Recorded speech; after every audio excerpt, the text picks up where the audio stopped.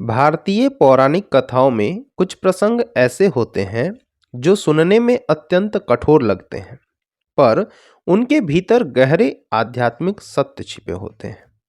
परशुराम द्वारा अपनी ही माता का वध करने की कथा भी एक ऐसी ही रहस्यमय प्रसंग है, जहां धर्म, आज्ञा पालन, त्याग और करुणा एक साथ दिखाई देते हैं।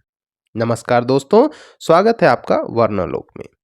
दोस्तों, इस कहानी में हम जानेंगे कि आखिर ऐसी क्या परिस्थिति बनी कि एक आदर्श पुत्र को इतना कठोर निर्णय लेना पड़ा, और फिर कैसे इस घटना ने मानव जीवन के गहरे सत्य को उजागर किया। तो आइए कहानी शुरू करते हैं। प्राचीन काल में जब धरती पर ऋषि मुनियों का तेज ही सबसे बड़ा बल माना जाता था, उसी समय भृगुवंशी महर्षि जमदग्नि अपने आश्रम में तपस्या करते थे।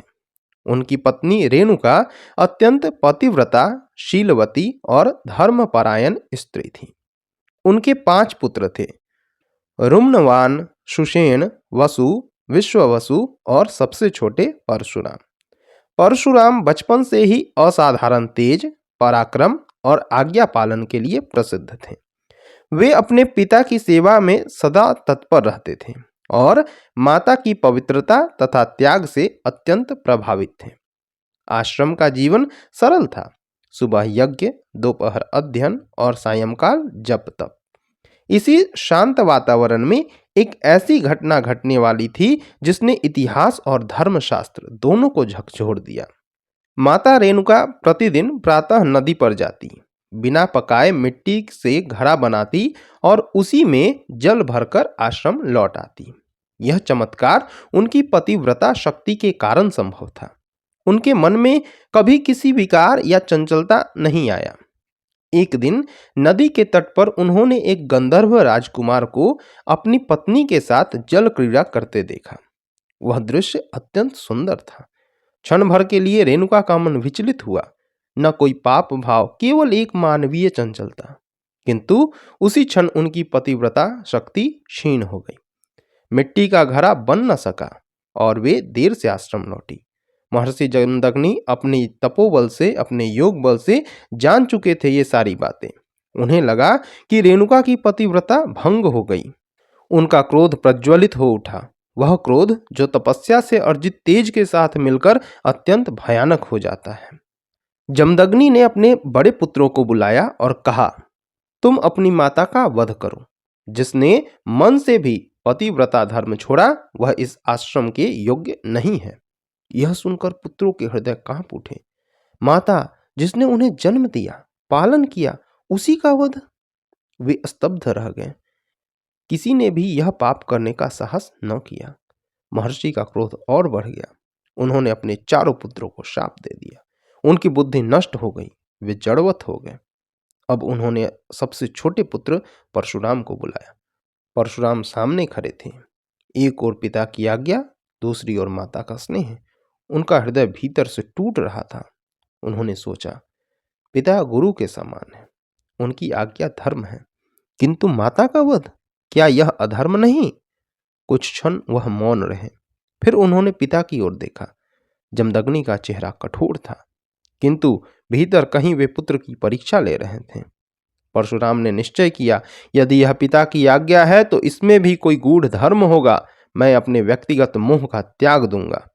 परशुराम ने अपना फरसा उठाया। उनकी आंखों में आंसू थे, पर हाथ स्थिर था। माता रेणुका ने पुत्र की ओर देखा। उनके चेहरे पर भय नहीं था, केवल करुण मुस्कान, जैसे कह रही हो, धर्म के लिए जो करना पड़े करो पुत्र।